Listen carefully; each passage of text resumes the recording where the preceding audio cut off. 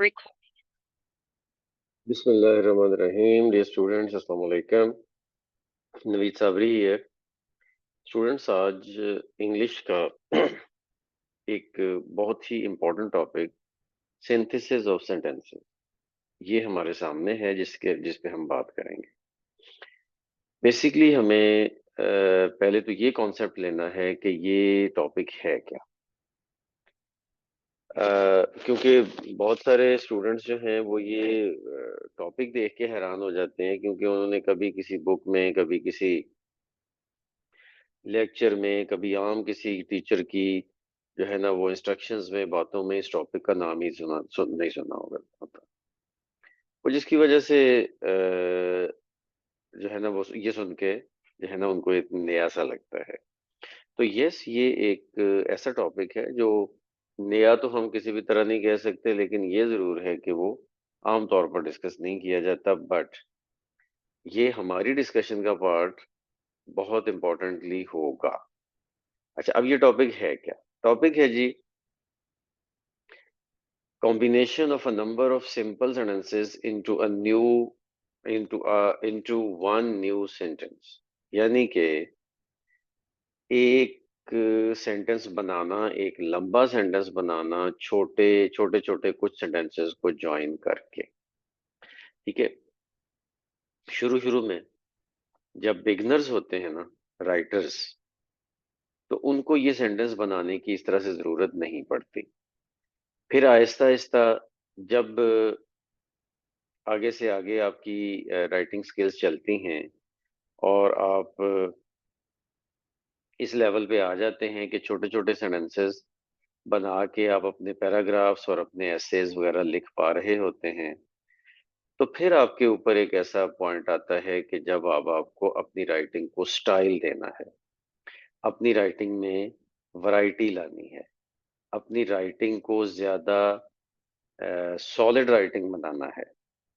और फिर solid writing बनाने के लिए अपनी राइटिंग को इस पॉइंट पे लाना है कि आप कम वर्ड्स में बड़ी बात कर सकें। ठीक है। देखिए, जब आप दो या तीन सेंटेंसेस अलग अलग लिखते हैं तो उन सब की ग्रामेटिकल रिक्वायरमेंट्स अलग अलग होती हैं। लेकिन जब उन तीनों सेंटेंसेस को मिला के आप एक सेंटेंस बनाएंगे तो उसमें ग्रामेटिकल रिक्वायरमेंट सिर्फ एक सेंटेंस की पूरी आप करेंगे और तीन आइडियाज उसके अंदर आ जाएंगे। इसका मतलब क्या है? इसका मतलब ये है कि राइटिंग स्किल्स में स्पेसिफिकली प्रेसी राइटिंग, तो प्रेसी राइटिंग में सिंथेसिस ऑफ सेंटेंसेस आपके लिए इतना हेल्पफुल होता है जो शायद किसी और राइटिंग एक्टिविटी में आपके लिए हेल्पफुल ना हो। हाँ, ऐसे राइटिंग में भी ये बहुत इंपॉर्टेंट होता है, बहुत हेल्पफुल होता है। ठीक है। तो मतलब सबसे ज्यादा टॉप पे अगर हम देखें तो प्रेसी राइटिंग में ये आपको हेल्प करेगा, समरी राइटिंग, प्रेसी राइटिंग। दूसरे नंबर पे ये आपको रीडिंग कॉम्प्रिहेंशन के, जब आप क्वेश्चंस के आंसर्स देते हैं उसमें ये आपको हेल्प करेगा। तीसरे नंबर पे ऐसे राइटिंग में हेल्प करेगा। चौथे नंबर पे ओवरऑल कोई भी आपकी राइटिंग है उसमें आपको हेल्प करेगा। Even report writing, letter writing कहीं पे अगर आपने करनी है तो उसमें भी। ठीक है। तो मतलब ये है कि अच्छे राइटर्स हमेशा इस टेक्निक को यूज करते हैं, सिंथेसिस ऑफ सेंटेंसेस के। वो लंबे सेंटेंसेस बनाते हैं और लंबे सेंटेंसेस बना के कई बातें एक ही सेंटेंस में कर देते हैं, और ये एक अच्छी टेक्निक है। अच्छा, अब बात ये है कि हर वक्त ही क्या लंबे सेंटेंसेस की हमें जरूरत होती है?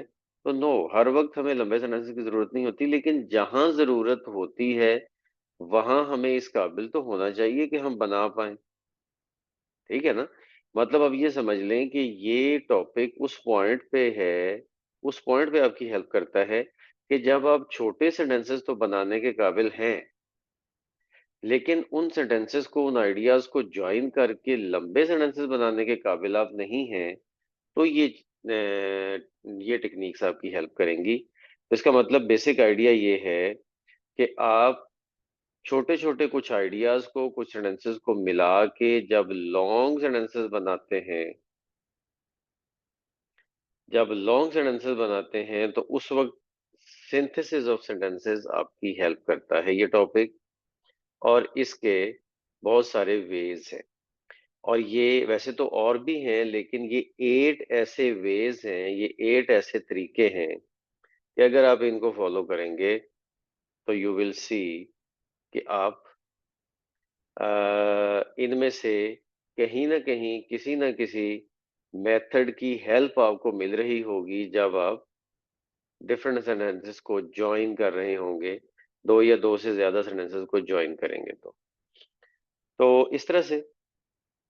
अब ये क्या है? पार्टिसिपल, नाउन और phrase in apposition, preposition with a noun, nominative absolute construction, infinitive, adverb or adverbial phrase, coordinating conjunction, fanboys और subordinating conjunctions। मतलब ये सब वो तरीके हैं जो कि आपको सेंटेंसेस को कंबाइन करने में हेल्प करेंगे। तो वैसे तो शायद अब मैं आपको अगर क्लास में कोई भी दो या तीन सेंटेंसेस दूं तो शायद आप बगैर किसी इस मेथड को जाने ही कुछ ना कुछ ट्राई करें और वो कर लें और सेंटेंसेस को ज्वाइन कर लें, और वो ठीक भी हो ग्रामेटिकली। लेकिन इन चीजों को पढ़ने का फायदा आपको ये होगा कि आपके पास टेक्निक्स होंगी, आपके पास टेक्निक होंगी। ठीक है ना? अब फॉर एग्जांपल घर में मतलब एक मैं आपको सिंपल सी बात बताता हूँ। फॉर एग्जांपल घर में अगर आपके जो है ना वो कोई छोटा मोटा सा कोई ऐसा काम पड़ गया कि जी मतलब जिसकी वजह से कोई मसला है। फॉर एग्जांपल आपके जी किचन में सिंक सिंक का जो पाइप है वो खराब हो गया। ठीक है? तो अब आपको जाहिर है थोड़ा बहुत अगर इमरजेंसी में उसको कुछ सेट करना पड़े तो बगैर सीखे हुए जिंदगी में पहली दफा आप वो काम करेंगे तो हो सकता है कि आप कुछ कोशिश करें और आप उसको सेट कर लें। क्वाइट पॉसिबल, लेकिन आपने सीखा तो नहीं है। ठीक है? तो लेकिन अगर आपने वो काम सीखा हुआ होगा, मतलब ज्यादा नहीं बस उतना काम सीखा हुआ होगा, तो आप कम टाइम में ज्यादा अच्छा काम कर लेंगे। बिल्कुल ऐसे ही सेंटेंसेस को ज्वाइन करना, आइडियाज को ज्वाइन करना, इंफॉर्मेशन को कंबाइन करके एक सेंटेंस में लेके आना, ये हो सकता है कि आप बगैर ये मेथड सीखे हुए ही कर लें। लेकिन अगर आप ये मेथड सीख लेंगे तो आप एक्सपर्ट हो जाएंगे, और कहीं पे भी आपको फिर वो जिसको कहते हैं ना कि टॉमक टोइयां मारना या कोशिश करना, जुगाड़ लगाना, वो काम नहीं होगा। आपका माइंड एक बिल्कुल चैनलाइज हो जाएगा और आपका माइंड जो है वो ज्यादा बेहतर वे में इनमें से कोई भी एक टेक्निक यूज करके सेंटेंसेस को ज्वाइन कर रहा होगा। ठीक हो गया? तो अब वन बाय वन हम इसको देखते हैं। सबसे पहले है जी पार्टिसिपल्स। इससे पहले हमने डिस्कशन में एक दफा कुछ लेक्चर्स पहले हमने पार्टिसिपल्स के ऊपर बात की थी। और पार्टिसिपल्स वो चीजें हैं कि जो ग्रामर में यूज होती हैं तीन डिफरेंट फॉर्म्स में। प्रेजेंट पार्टिसिपल होता है, पास्ट पार्टिसिपल होता है, परफेक्ट पार्टिसिपल होता है। ये चंद दिन पहले हम इस पे बात कर चुके हैं। प्रेजेंट पार्टिसिपल हम कहते हैं जब वर्ब की आईएनजी फॉर्म होती है तो वो प्रेजेंट पार्टिसिपल है। पास्ट पार्टिसिपल हम कहते हैं जब वर्ब की थर्ड फॉर्म, जिसको हम कहते हैं ना ब्रोकन जैसे, वो थर्ड फॉर्म है पास्ट पार्टिसिपल। और परफेक्ट पार्टिसिपल होता है हैविंग प्लस थर्ड फॉर्म। तो बहरहाल उनमें से कुछ भी आप यहाँ पे यूज कर सकते हैं। ही जम्प्ड अप, ही रैन अवे। दो सेंटेंसेस हैं, इनको इकट्ठा कैसे करेंगे? जंपिंग अप, ही रैन अवे। अब देखें, एक ही सेंटेंस में हमने दो सेंटेंसेस की इंफॉर्मेशन ज्वाइन कर दी। वर्ड्स कुछ कम हो गए, लेकिन वर्ड्स कम होने से ज्यादा फायदा जो हमें है वो सॉलिड राइटिंग सामने आई है। ये जो सेंटेंस हमने बाद में बनाया है ये सेंटेंस ज्यादा वैरायटी वाला सेंटेंस है, ज्यादा सॉलिड सेंटेंस है और अच्छा एक्सप्रेशन देने वाला सेंटेंस है। ऐसे ही he was tired of play, he sat down to rest। दो सेंटेंसेस हैं, तो he was tired of play, इसका मतलब है कि वो टायर्ड पहले से है। Tired of play he sat down to rest, या being tired of play he sat down to rest, इसमें दोनों चीजें आ सकती हैं। ठीक है, सिर्फ टायर्ड भी और बीइंग टायर्ड भी आ सकता है, दोनों में से कोई भी एक सेंटेंस ये बन सकता है। तो इस तरह से हम ज्वाइन करके न्यू सेंटेंस बना रहे हैं। अच्छा, इसके बाद सेकंड इसका मेथड है नाउन और फ्रेज इन एपोजिशन। ये आप लोगों को शायद एपोजिशन वाली टर्म का कुछ आइडिया ना हो, तो मैं एक एग्जांपल देता हूं, फिर आपको ज्यादा समझ आएगी। This is my friend, his name is Rameez. ये देखिए जरा, this is my friend Rameez. तो देखें, माय फ्रेंड एक नाउन है, और नाउन के बाद कॉमा लगा के एक ऐसी इंफॉर्मेशन इसके अंदर इनक्लोज की गई है जो कि एडिशनल इंफॉर्मेशन है, जो एक्सप्लेन कर रही है अपने से पहले वाले नाउन को। तो ये जो वर्ड है रमीज, ये अपने से पहले वाले नाउन को एक्सप्लेन कर रहा है और कॉमा से सेपरेट है।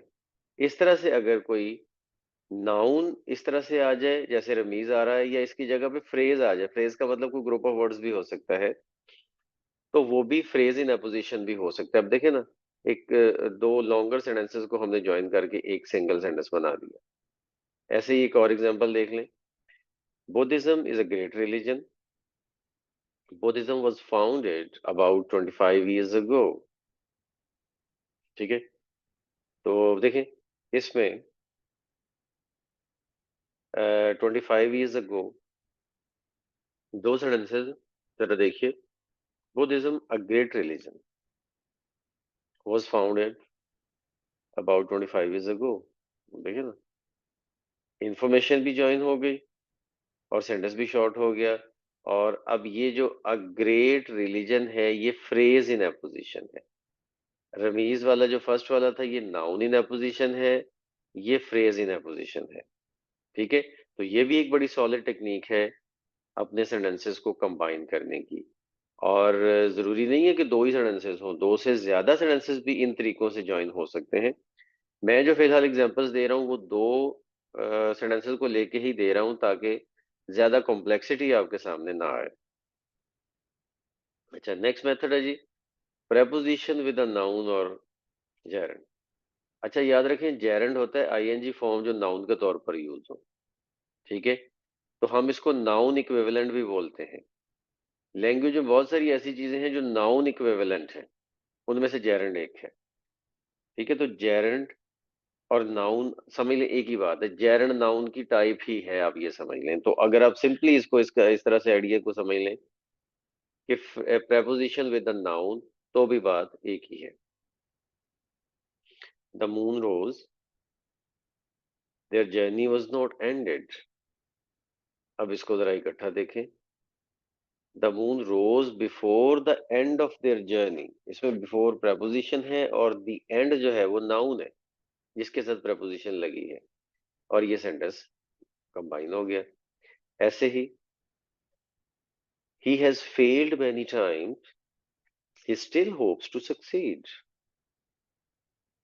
इसमें भी in spite of many failures he hopes to succeed। In spite of preposition है, many failures नाउन है जिसके साथ वो ऐड हुआ। अब इसको नाउन फ्रेज कह लें। अच्छा देखिए, नाउन जब मैं कहूंगा ना, तो उसका मतलब सिंपली एक वर्ड नहीं है। अब इसको थोड़ा सा टेक्निकली समझ लें इस बात को, कि नाउन जब बोला जाता है तो इसका मतलब है नाउन भी हो सकता है, नाउन का कोई इक्विवेलेंट भी हो सकता है। इक्विवेलेंट का मतलब कि जो नाउन की जगह पे आ सकता है। नाउन की जगह पे आने वाले जेरेंड भी होते हैं, नाउन फ्रेज होता है, नाउन क्लॉज होता है। ठीक है, इन्फिनेटिव होता है, कुछ भी जो नाउन की जगह पे आ सकता है। तो मैनी फेलियर्स नाउन फ्रेज है क्योंकि नाउन का काम कर रहा है। ऐसे ही एक और एग्जांपल देखें। Her husband died, she heard the news, she fainted. अब देखिए तीन सेंटेंसेस हैं छोटे छोटे। अब इसको ज्वाइन हम करेंगे तो ये क्या बनेगा? On hearing the news of her husband's death, she fainted. On preposition, hearing, gerund जो कि नाउन के तौर पर यूज हो रहा है, और आगे बाकी सारा उसका सेंटेंस। तो इस तरह से हम इसको ज्वाइन कर सकते हैं। अच्छा, इसी तरह से आगे चलते हैं तो एक और तरीका होता है नॉमिनेटिव एब्सोल्यूट कंस्ट्रक्शन। अच्छा, अब ये जो नॉमिनेटिव एब्सोल्यूट कंस्ट्रक्शन है ना, ये लैंग्वेज में ज्यादातर यूज नहीं होता। आप भी इस कंस्ट्रक्शन को अगर कम ही यूज करेंगे तो कोई मसला नहीं है। ठीक है, जरा एग्जाम्पल देख लें, फिर आपको ये आइडिया हो जाएगा। The soldiers arrived, the mob dispersed. The soldiers having arrived, the mob dispersed. तो हमने क्या क्या किया है? हमने द सोल्जर्स अराइव्ड जो कि एक कंप्लीट सेंटेंस है, एक क्लॉज भी है, हमने उस क्लॉज को फ्रेज की शक्ल दे दी है। ये है असल कॉन्सेप्ट। क्लॉज एक कंप्लीट मीनिंग देने वाला ऐसा ग्रुप ऑफ वर्ड्स होता है जिसके अंदर उसका अपना सब्जेक्ट और अपना प्रेडिकेट हो, और प्रेडिकेट में वर्ब का होना जरूरी है, और वर्ब का अपनी सही शक्ल में होना जरूरी है कि वो सिचुएशन के मुताबिक मीनिंग कन्वे कर सके। अच्छा, अब ये द सोल्जर्स अराइव्ड, ये तो कंप्लीट सेंटेंस है, लेकिन the soldiers having arrived meaning वही दे रहा है। हैविंग अराइव्ड से हमें उसका एक वो मिल गया, मतलब मीनिंग मिल गया, लेकिन हैविंग अराइव्ड ने उसको क्लॉज नहीं रहने दिया, उसको फ्रेज बना दिया है। आगे वही है द मॉब डिस्पर्स्ड। ऐसे ही the town was enclosed by a strong wall, the enemy was unable to capture it. इसमें देखें, the town having been enclosed by a strong wall, the enemy was unable to capture it। मतलब ये है कि ये जो nominative absolute construction है ये हम कोई भी इंफॉर्मेशन सब्जेक्ट से पहले, अब देखिए ना, इस सेंटेंस में द मॉब सब्जेक्ट है, इसमें द एनिमी सब्जेक्ट है। सब्जेक्ट से पहले कोई भी ऐसी कंप्लीट इंफॉर्मेशन जो पहले क्लॉज की फॉर्म में थी, हम उसको फ्रेज की फॉर्म में बना के लगा रहे हैं। लेकिन इसमें हैविंग प्लस थर्ड फॉर्म, इसमें भी हैविंग प्लस थर्ड फॉर्म ये हमारी हेल्प कर रहा है। ठीक है, और सिर्फ हैविंग प्लस थर्ड फॉर्म ही नहीं है, कई दफा सिर्फ प्रेजेंट पार्टिसिपल भी ये काम कर सकता है। ठीक है, तो इसलिए बहरहाल ये नॉमिनेटिव एब्सोल्यूट कंस्ट्रक्शन है, थोड़ा टिपिकल है, थोड़ा टेक्निकल है, और ज्यादा यूज ना होने वाला है, और मेरा भी मशवरा आपको यही है कि अगर आप इसमें एक्सपर्ट ना हो तो आप इसको यूज ज्यादा ना करें, और इसका ना हमें इतना फायदा भी नहीं है। मैं आपको बता तो इसलिए रहा हूं कि आपको पता होना चाहिए, लेकिन जरा गौर करें कि पहला सेंटेंस भी देखें, दूसरा भी देखें। मतलब जो, हाँ, जिन सेंटेंसेस को हम ज्वाइन कर रहे हैं उनसे ज्यादा वर्ड्स तो बाद वाले में आ गए हैं। तो मतलब प्रेसी राइटिंग में ये शायद उतनी हमारी हेल्प ना कर सके ये वाला जो मेथड है, लेकिन इस मेथड का पता होना चाहिए आपको, और अगर कहीं पे आप यूज कर सकें तो बहुत अच्छी बात है। जी, तो नेक्स्ट हमारा मेथड है जी इन्फिनेटिव। इन्फिनेटिव होता है वर्ब की two plus first form of verb. ये वर्ब की बेसिक फॉर्म होती है। ये भी सेंटेंसेस को कंबाइन करने में, ज्वाइन करने में हमारी हेल्प करता है। जरा देखिए, I have some duties, I must perform them. I have some duties to perform. ठीक है, इसी तरह से we must finish this exercise, there are still three sentences. We have still three sentences of this exercise to finish. To finish, जरा देखिए, ये भी infinitive लग के सेंटेंस शॉर्ट हो गया। इस तरह से बहुत सारे ऐसे सेंटेंसेस होते हैं जो कि इन्फिनेटिव के साथ भी कंबाइन किए जा सकते हैं। अच्छा, नेक्स्ट है जी एडवर्ब, एडवर्बियल फ्रेजेस। अच्छा स्टूडेंट्स, आपको इस बात का तो शायद अंदाजा हो ही गया होगा कि ये जो टेक्निक्स मैं आपको सेंटेंसेस को ज्वाइन करने की, कंबाइन करने की बता रहा हूँ ना, ये हर टेक्निक हर जगह पे यूज नहीं हो सकती। ये आप जब डिफरेंट सेंटेंसेस को आपने ज्वाइन करना होगा तो फिर आप सोचेंगे कि कौन सी कहाँ पे यूज हो सकती है, वो वहां पे यूज करेंगे। इस तरह से आगे जी एडवर्ब और एडवर्बियल फ्रेज। एडवर्ब का तो आपको पता ही है, आपने पढ़ा है कि नाउन क्या होता है और प्रोनाउन क्या होता है और एडजेक्टिव क्या होता है। इसी तरह से एडवर्ब भी एक पार्ट ऑफ स्पीच है। तो he deserve to succeed, he failed. तो देखें, ही फेल्ड अनडिजर्वडली। तो डिजर्व नहीं करता था लेकिन फेल हो गया। अब ये जो अनडिजर्वडली है ये एडवर्ब के तौर पर आ रहा है यहाँ पे। इसी तरह से एक और सेंटेंस देखें, the sunset, the boys had not finished the game. The boys had not finished the game by sunset. तो by sunset यहाँ पे टाइम बता रहा है, ये एडवर्बियल फ्रेज के तौर पर आ रहा है। इसके बाद आगे चलते हैं, कोऑर्डिनेटिंग कंजंक्शन। ये एक और मेथड है जो कंजंक्शन को यूज करता है।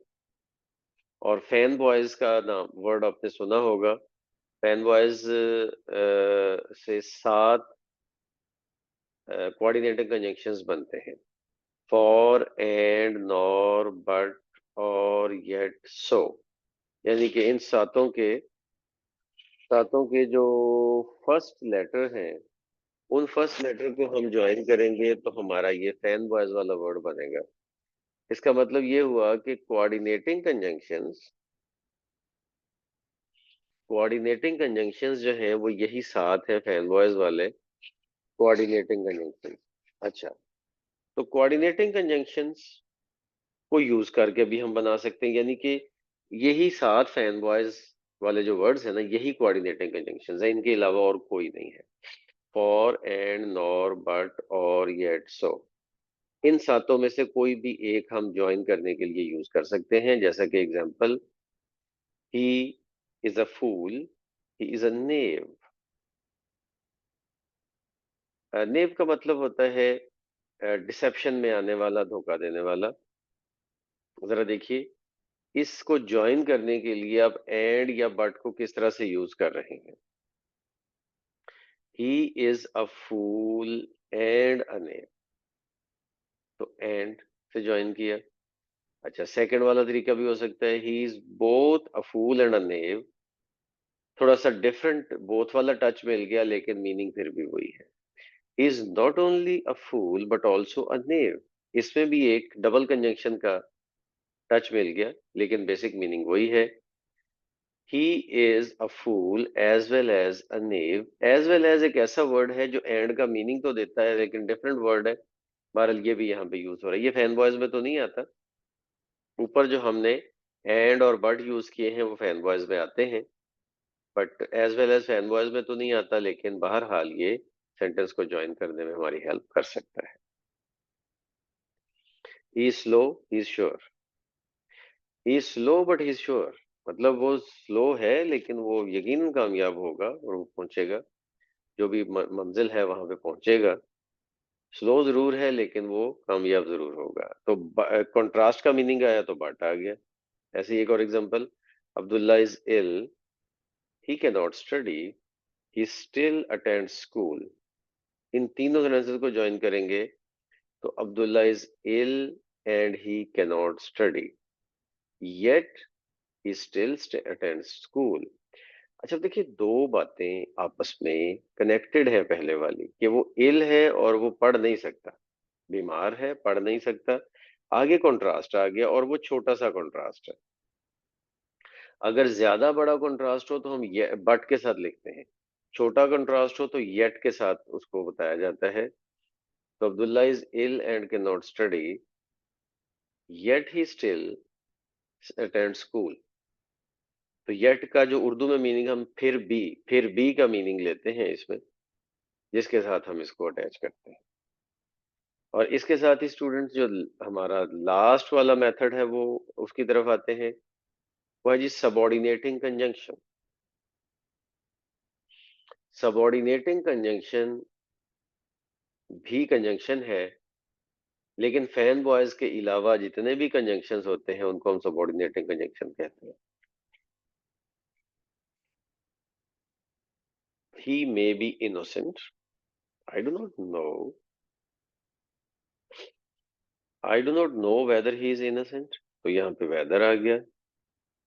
A fox once met a lion. The fox had never seen a lion before. So a fox who had never seen a lion before met him. ठीक है, तो इसमें who और before ये वाला काम कर रहे हैं। अब इसमें ज्वाइन करने वाला काम वो कर रहे हैं, लेकिन इसमें सबऑर्डिनेटिंग कंजंक्शन जो है, सबऑर्डिनेटिंग कंजंक्शन के तौर पर जो ज्वाइनिंग का काम करने के लिए वर्ड आ रहा है वो हु है, बट ये हु वो वाला है कि जो ज्वाइन तो कर रहा है लेकिन हम इसको कंजंक्शन नहीं कहेंगे। मतलब कंजंक्शन का काम कर रहा है लेकिन कंजंक्शन है नहीं, ये technically by definition who conjunction नहीं है, इसको हम कहते हैं रिलेटिव प्रोनाउन। लेकिन यहाँ पे ये इसलिए बताया जा रहा है कि हम कोई स्पेसिफिकली कंजंक्शन नहीं पढ़ रहे, हम तो चूंकि सिंथेसिस वाला टॉपिक पढ़ रहे हैं, तो हमें सिंथेसाइज करने के लिए अगर कोई कंजंक्शन के करीब करीब वाला मिलता है तो वो भी हम यूज कर सकते हैं। तो इसलिए यहाँ पे मैं एक्सप्लेन करना जरूरी समझता हूँ कि हु टेक्निकली कंजंक्शन नहीं है लेकिन यहाँ पे कंजंक्शन का काम कर रहा है। हु यहाँ रिलेटिव प्रोनाउन के तौर पर आ रहा है। अच्छा, उसके बाद आगे चलते हैं। I waited for my friend, I waited till his arrival. I waited for my friend. I waited till his arrival. तो जरा देखें, I waited for my friend until he came. Until यहाँ पे कंजंक्शन का काम कर रहा है। ऐसे ही एक और एग्जांपल देखें। I shall come. My being alone is a condition. I shall come if I am alone. ठीक, तो if यहाँ पे कंजंक्शन का काम कर, तो इस तरह से स्टूडेंट्स हमने ये डिफरेंट जो मेथड्स पढ़े हैं, ये सारे सारे मेथड्स वो हैं जो डिफरेंट सिचुएशंस में आपको हेल्प कर सकते हैं ताकि आप इन सेंटेंसेस को ज्वाइन करते हुए सिंथेसिस का कहीं पे भी यूज कर सकें। वो बेशक प्रेसी राइटिंग हो, ऐसे राइटिंग हो, समरी राइटिंग हो, कुछ भी राइटिंग हो, तो वो बड़ी आसानी से आप वो कर सकते हैं और ये मेथड्स आपको हेल्प करेंगे।